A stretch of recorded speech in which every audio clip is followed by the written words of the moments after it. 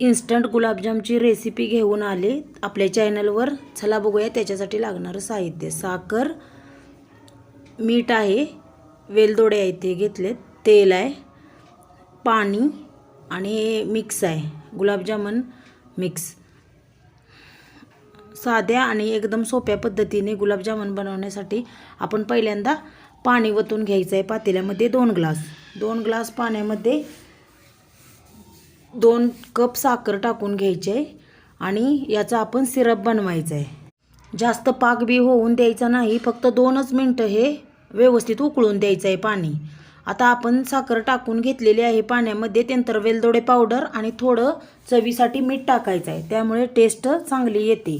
कोणत्याही स्वीटमध्ये आपण चिमटभर नमक टाकल्यानंतर त्याची चव वाढतच राहते. त्याच्यासाठी आपण ह्याच्यात मीठ थोडं चवीपुरतं टाकलेलं आहे आणि ह्याला फक्त आता उकळी येऊन द्यायची आहे. 2 मिनटं उकळल्यानंतर आपण गॅस बंद करायचा आहे आणि हे पाणी साईडला घ्यायचं आहे. त्यानंतर आपण हे गुलाबजामुन मिक्स आहे त्याच्यामधून पीठ काढायचं. हे 200 ग्रॅमचं पाकिट आहे, मी त्याच्यातल्या 100 ग्रॅमचंच गुलाबजामुन करणार आहे. आता 30 ते 35 गुलाबजामुन याच्यामध्ये सहज होऊन जातील. या पॅकेटमध्ये टोटल 80 गुलाबजामुन होतील असं आहे, पण आपण ज्यामधनं 30 ते 40च गुलाबजामुन 100 ग्रॅमात बनवणार आहे आणि 100 ग्रॅम मी परत त्याचे बनवणार आहे. त्याच्यासाठी मी साईडला काढले.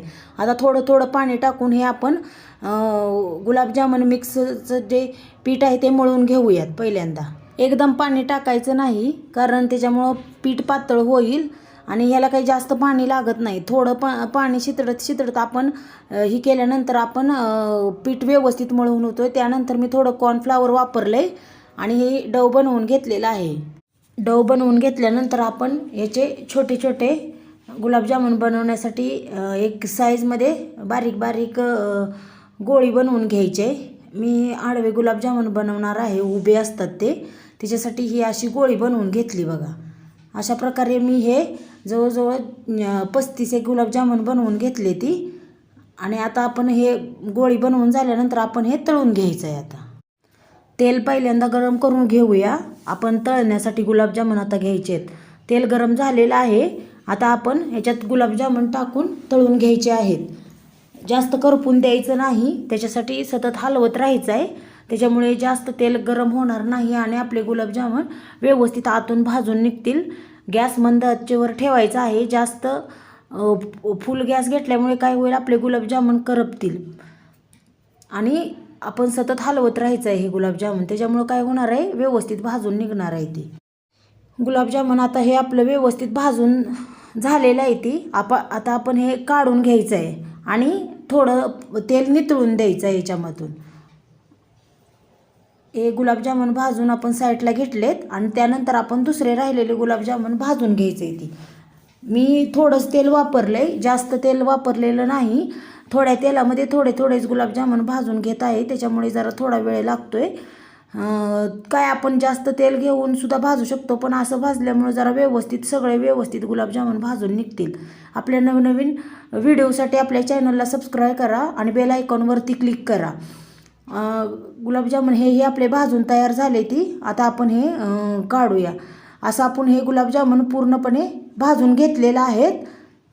गुलाबजामुन सगळे काढून घेतल्यानंतर आपण त्याचं तेल पूर्ण असं नितळून द्यायचं आहे आणि त्यानंतर हे गुलाबजामुन आपले पाकात टाकण्यासाठी तयार झालेले आहेत.